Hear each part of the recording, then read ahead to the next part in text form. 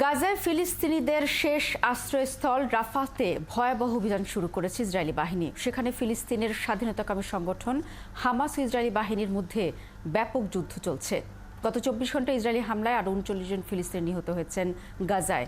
এ নিয়ে ইসরায়েলি বাহিনীর হামলায় 34,943 জন ফিলিস্তিনি নিহত হলেন। এদিকে জাতিসংঘের নিরাপত্তা পরিষদের সদস্যরা গাজায় গণকবরের একটি স্বাধীন তদন্তের আহ্বান জানিয়েছে, কারণ সেখানে নাসের এবং আল শিফা হাসপাতালের আশপাশে নারী, শিশু এবং বৃদ্ধ সহ শত শত মৃতদেহ পাওয়া গেছে। এমন অবস্থায় যুক্তরাষ্ট্র বলছে, গাজায় মার্কিন অস্ত্র ব্যবহার করে ইসরায়েল হয়তো আন্তর্জাতিক আইন লঙ্ঘন করেছে। এ কারণে ওয়াশিংটন আপাতত ইসরায়েলকে অস্ত্র সরবরাহ অব্যাহত রাখবে বলে জানিয়েছে তারা।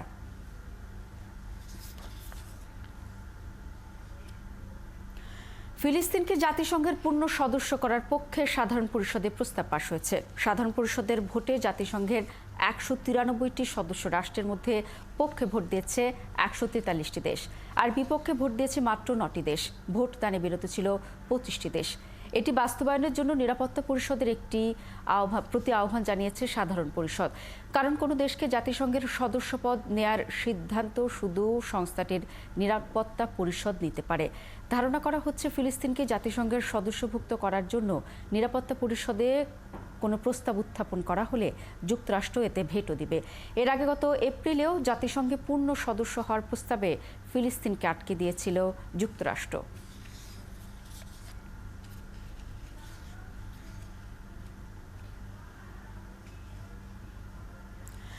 চিকিৎসার অভাবে যন্ত্রণাদায়ক মৃত্যু হচ্ছে গাজাবাসীর। ইসরায়েলি বাহিনী গাজার সীমান্তগুলো বন্ধ করে দেয় সেখানকার আহত অসুস্থ মানুষেরা উন্নত চিকিৎসার জন্য বাইরে যেতে পারছেন না।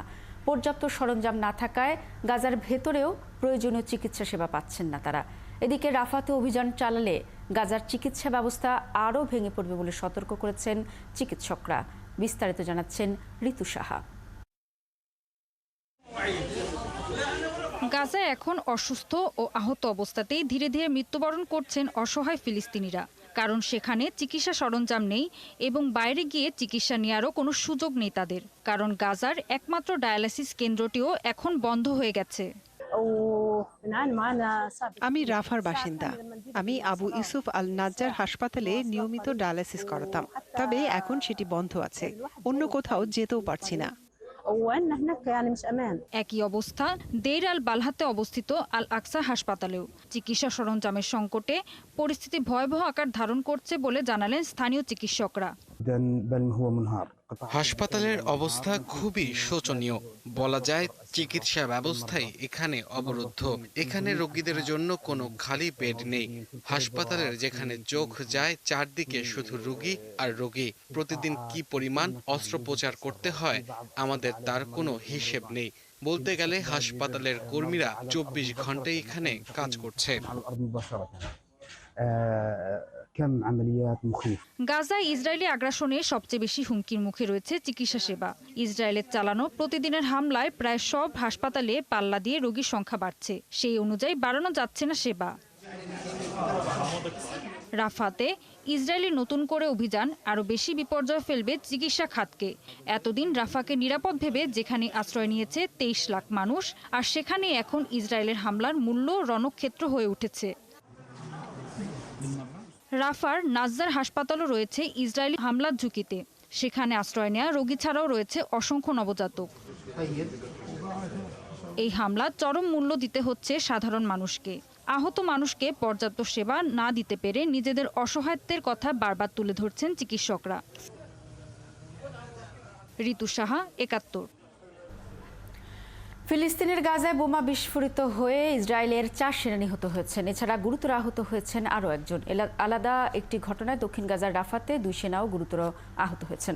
শুক্রবার সকালে গাজা, ইরাক ও সিরিয়ার উত্তরাঞ্চলের বিভিন্ন জায়গায় কুর্দিস্তান ওয়ার্কার্স পার্টি পিকেকের 17 জন সদস্যকে হত্যা করেছে তুর্কি বাহিনী। শুক্রবার এই হত্যার দাবি করেছে দেশটির প্রতিরক্ষা মন্ত্রণালয়। সামাজিক যোগাযোগ মাধ্যম এক্সে এক বার্তায় তুরস্কের প্রতিরক্ষা মন্ত্রণালয় জানিয়েছে, ইরাকের উত্তরাঞ্চলের গারা ও হাকুরকের বিভিন্ন এলাকায় 10 জন কুর্দি সদস্যকে হত্যা করেছে তুর্কি বাহিনী। এলাকায় ক্লো লক অপারেশনের অধীনে প্রায় আন্তঃসীমান্ত অভিযান চালায় তারা। মন্ত্রণালয়টি আরও জানিয়েছে, সিরিয়ার উত্তরাঞ্চলের 2টি জায়গা থেকে আরও 7 জন কুর্দি যোদ্ধাকে হত্যা করেছে তারা। এর আগেও এই অঞ্চলটিতে হামলা চালিয়েছে আঙ্কারা। রাশিয়া অধিকৃত লুহান্সকে ইউক্রেনের হামলায় নিহত হয়েছে কমপক্ষে 3 জন, আহত হয়েছে আরও অন্তত 8 জন। শুক্রবার রাতভরে অঞ্চলে হামলা চালায় ইউক্রেনি বাহিনী। রাশিয়া সমর্থিত গভর্নর লিওনার্ড পেচেনিক শনিবার টেলিগ্রাম বার্তায় এ তথ্য জানিয়েছেন। লুহান্সকের বেশিরভাগ এলাকা রাশিয়া নিয়ন্ত্রণ করলেও বেশ কিছু জায়গায় ইউক্রেন সেনাদের উপস্থিতি রয়েছে। এ কারণে প্রায় এখানে হামলা চালায় ইউক্রেনীয় সেনাবাহিনী। এদিকে ইউক্রেনের দ্বিতীয় বৃহত্তম শহর খার্কিবে সাঁজোয়া যান নিয়ে স্থলে হামলা শুরু করেছে রুশ সেনারা। শুক্রবার এই হামলায় বাহিনীটি সামান্যই অগ্রগতি অর্জন করেছে। দুর্নীতি মামলায় 50 দিন কারাগারে থাকার পর মুক্তি পেয়েছেন ভারতের দিল্লির মুখ্যমন্ত্রী অরবিন্দ কেজরিওয়াল। শুক্রবার সন্ধ্যায় দেশটির তিহার কারাগার থেকে 21 দিনের জন্য তিনি অন্তর্বর্তীকালীন জামিন পান। আজ ভোটের প্রচারে মাঠে নামবেন তিনি। জেল থেকে মুক্তির পরপরই স্বৈরাচারের বিরুদ্ধে লড়াইয়ের বার্তা দিয়েছেন কেজরিওয়াল। কথিত মদ নীতি কেলেঙ্কারির সাথে জড়িত দুর্নীতির অভিযোগে কারাগারে থাকার পরে কেজরিওয়াল শুক্রবার সন্ধ্যায় দিল্লির তিহার জেল থেকে মুক্তি পান। এর আগে একই দিন দুপুরে দেশটির সুপ্রিম কোর্টে অন্তর্বর্তীকালীন জামিন পান তিনি। শীর্ষ আদালতের এই রায়ের ফলে আগামী 1 জুন অর্থাৎ লোকসভা ভোটের শেষ দফা পর্যন্ত জেলের বাইরে থাকবেন কেজরিওয়াল। গত 21 মার্চ তাকে গ্রেফতার করেছিল ভারতের কেন্দ্রীয় অর্থ মন্ত্রণালয়ের তদন্তকারী সংস্থা এনফোর্সমেন্ট ডিরেক্টরেট এডি।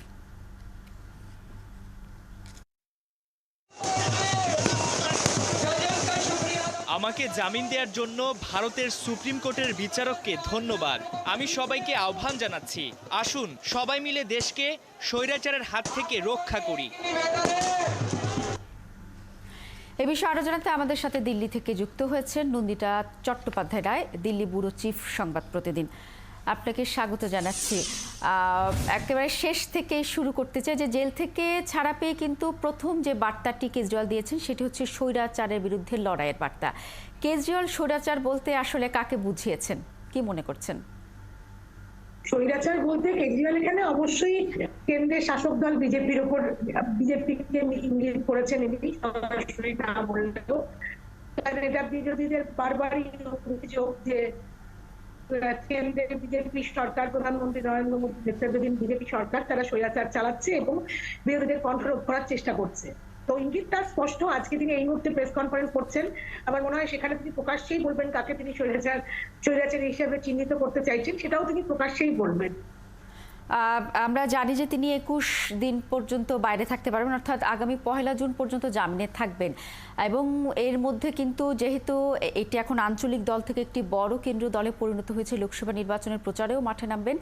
বাড়তি কি সুবিধা পাবে আম আদমি পার্টি যে তিনি যে ছাড়া পেলেন এই কারণে? দেখুন, অবশ্যই আম আদমি পার্টি প্রচুরই সুবিধা পাবেন। কারণ প্রথমত হলো যে আম আদমি পার্টি যে দলটা সেটা কিন্তু কেজরিওয়াল নির্ভর দল। মানে কেজরিওয়ালই তাদের প্রধান মুখ বা প্রচারের প্রধান স্টার প্রার্থী, তারকা প্রচারক সবকিছুই কেজরিওয়াল। আঞ্চলিক দলগুলির ক্ষেত্রে হয়তো কেউ জানেন, যদিও আপ এখন জাতীয় দলের তকমা পেয়ে গেছে, তাই তাদের প্রধান নেতা যখন বাইরে থাকবেন তিনি স্বাভাবিকভাবে প্রচারে ঝড় তোলার চেষ্টা করবেন। শুধু দিল্লি নয়, তার আরেকটি আস্থাশিত রাজ্য ভারতবর্ষে রয়েছে পাঞ্জাব, সেখানেও প্রচারের মুখ। মানে কেজরিওয়ালের ইতিমধ্যে কেজরিওয়াল যা আম আদমি পার্টি বা যেটুকু সাফল্য লাভ করেছে সবটাই কিন্তু কেজরিওয়ালের মুখকে সামনে রেখেই।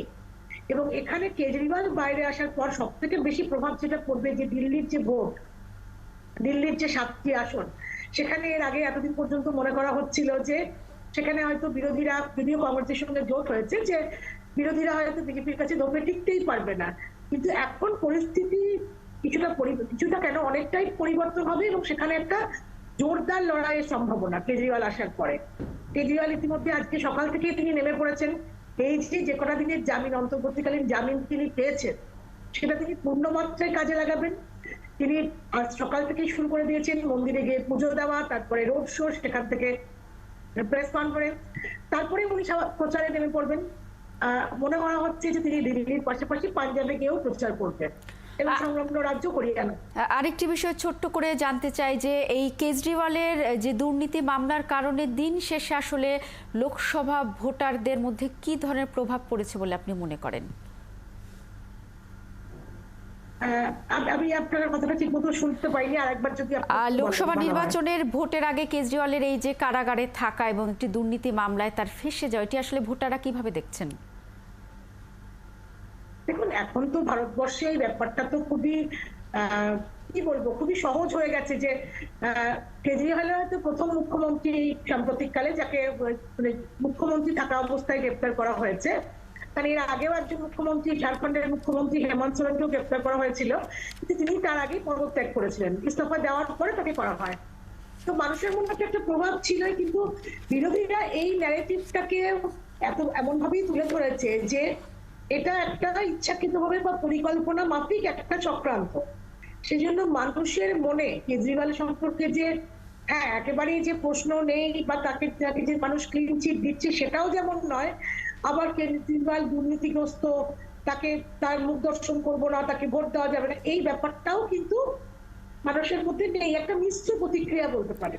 আপনি ঠিকই বলেছেন, মানে পক্ষে বিপক্ষে দুই ধরনের মত দেখা যাচ্ছে। নন্দিতা চট্টোপাধ্যায়, আপনাকে অসংখ্য ধন্যবাদ। দর্শক, আমাদের সাথে যুক্ত হয়েছিলেন দিল্লি ব্যুরো চিফ সংবাদ প্রতিদিনের নন্দিতা চট্টোপাধ্যায়। তার মাধ্যমে যুক্ত হয়ে আমরা অরবিন্দ কেজরিওয়ালের আজকের যে প্রচারণা এবং যে কালকে মুক্তি পেয়েছেন সেই বিষয়ে সবশেষ তথ্য জেনে নিলাম। ভারতে মুসলিম সম্প্রদায় সহ অন্যান্য সংখ্যালঘু সম্প্রদায়ের জনসংখ্যা বৃদ্ধির বিষয়টি নিয়ে গণমাধ্যমে ভুল প্রতিবেদন প্রকাশ করা হয়েছে বলে জানিয়েছে বেসরকারি সংস্থা পপুলেশন ফাউন্ডেশন অফ ইন্ডিয়া। সংস্থাটির গবেষণা প্রতিবেদন বলছে, সামগ্রিকভাবে হিন্দু নয়, মুসলিম জনসংখ্যা কমেছে সবচেয়ে বেশি। সম্প্রতি ভারতের প্রধানমন্ত্রী নরেন্দ্র মোদীর অর্থনৈতিক উপদেষ্টা পরিষদের প্রতিবেদনে দাবি করা হয়েছে 1950 সাল থেকে 2015 সালের মধ্যে ভারতে হিন্দু জনসংখ্যা কমেছে 7.82%। এ সময় মুসলিম জনসংখ্যা বেড়েছে 43.15%। পপুলেশন ফাউন্ডেশন অফ ইন্ডিয়া বলছে, আদমশুমারির পরিসংখ্যান অনুযায়ী গত 3 দশক ধরে মুসলমানদের জনসংখ্যা বৃদ্ধির হার কমছে। 1981 থেকে 1991 সাল পর্যন্ত মুসলিম সম্প্রদায়ের জনসংখ্যা বৃদ্ধির হার যেখানে ছিল 32.9%, সেখানে 2001 থেকে 2011 সাল পর্যন্ত 10 বছরে তা কমে দাঁড়িয়েছে 24.6%। আফগানিস্তানে আকস্মিক বন্যায় কমপক্ষে 60 জন নিহত হয়েছে, এতে আহত হয়েছে আরও শতাধিক মানুষ। এছাড়া ভারী বৃষ্টিপাতের কারণে সৃষ্ট বন্যায় নিখোঁজ রয়েছে বহু মানুষ।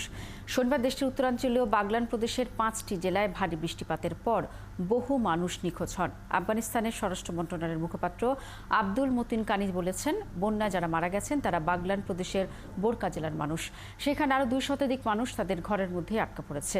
শুক্রবার রাতে অঞ্চলে আরও 2টি ঝড়ের পূর্বাভাসের দেওয়া হয়েছে, এতে সেখানে মৃতের সংখ্যা বাড়তে পারে বলে সতর্কবার্তা দিয়েছে স্থানীয় কর্তৃপক্ষ।